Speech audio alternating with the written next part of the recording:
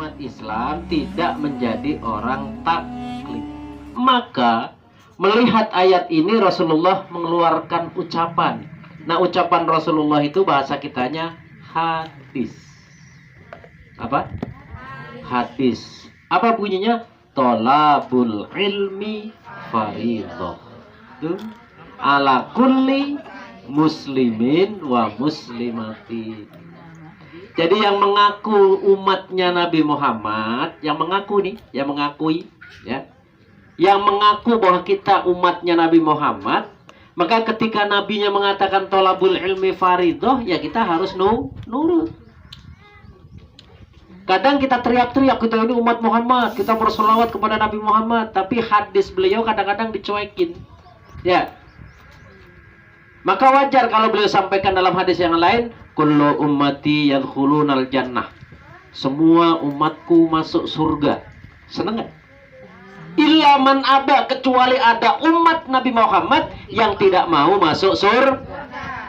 Seandainya ibu-ibu di depan Nabi kaget nggak dengar begitu? Kaget nggak? Kira-kira mau nanya bagaimana kepada Nabi?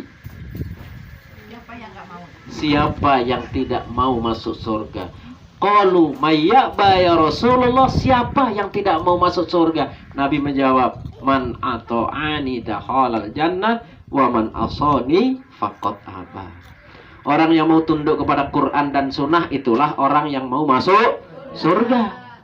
Jadi standar kebenaran itu bukan manusia, bukan, tapi Quran dan hadis, bukan manusia. Jadi standar kebenaran adalah Al-Qur'an dan juga Al-Hadis. Jadi semua ada standarnya, maka kita nggak boleh ngarang. Untuk mengukur panjang dan lebar standarnya kita harus pakai meteran. Ya. Untuk mengukur suhu rendahnya udara kita pakai termometer. Untuk mengukur kebenaran Islam maka standarnya adalah Quran dan Sunnah. Tuh. Maka semua gerakan-gerakan Islam yang bersumber dari Quran dan Sunnah itu tidak akan bisa dimusnahkan di muka bumi. Ya. Nggak bakalan mampu dimusnahkan di muka bumi. Jadi taklim itu bukan suatu adat, tapi suatu syariat. Maka karena di dalam Al-Quran itu ada ayat yang satu-satunya nih, nggak ada di ayat lain dan di surat lain nggak ada. Itu ada di surat 4, surat An-Nisa, ayatnya 59, yang berbunyi a'udzubillahi minasyaitonirrajim. Ya ayyuhalladzina amanu atiullaha wa atiur rasul wa ulil amri minkum.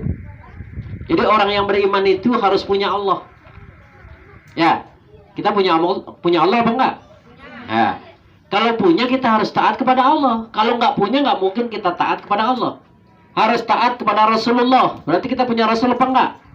Kalau enggak punya kita bisa taat apa enggak? Enggak bisa. Yang selanjutnya wa ulil amri minkum.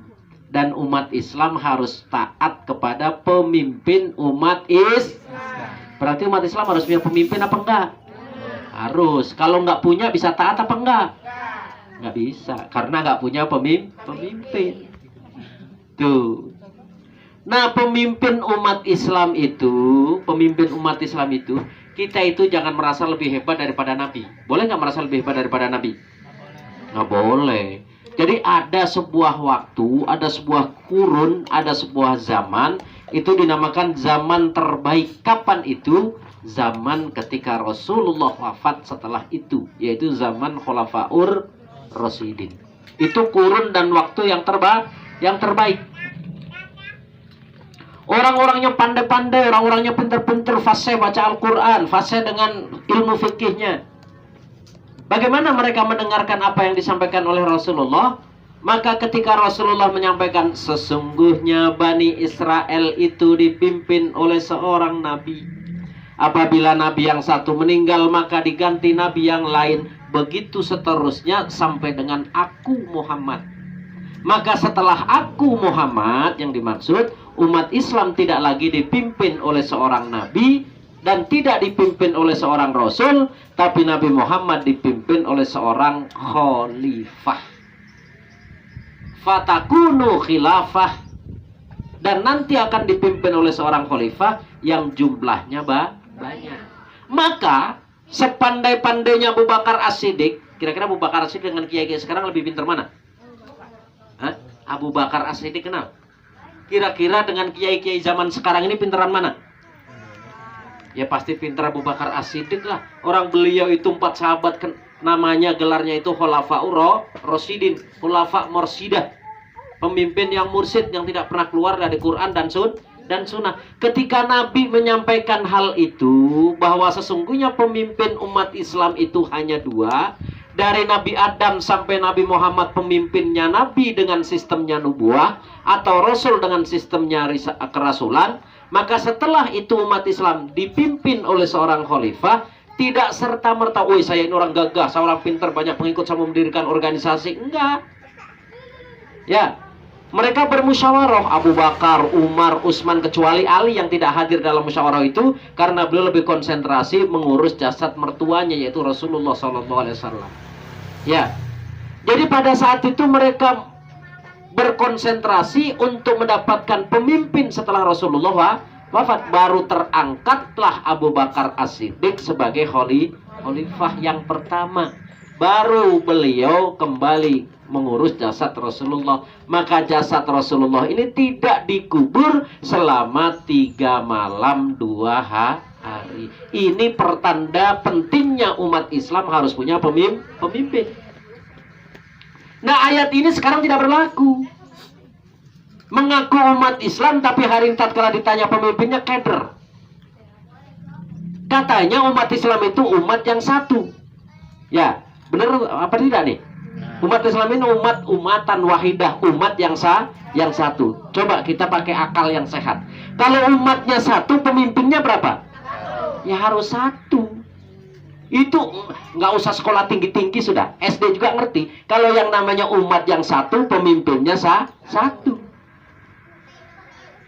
Inilah yang diajarkan oleh Allah melalui Rasulullah SAW dengan kalimat la ilaha illallah. Artinya kalimat tauhid. Tauhid itu dari kata-kata ahada, wahidun, artinya satu.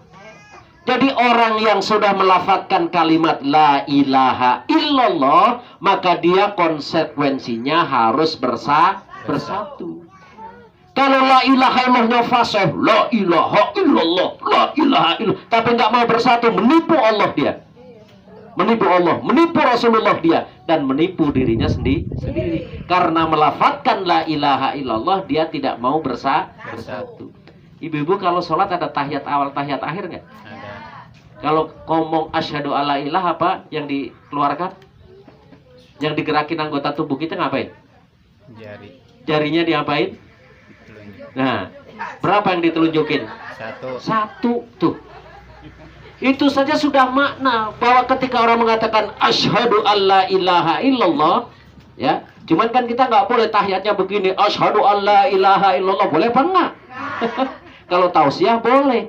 Ini kan bermakna bahwa orang yang sudah melafazkan asyhadu alla ilaha illallah, maka dia harus sayangnya ilmu yang semacam ini tidak pernah dijelaskan di majelis taklim, sehingga umat Islam nggak paham, nggak ngerti.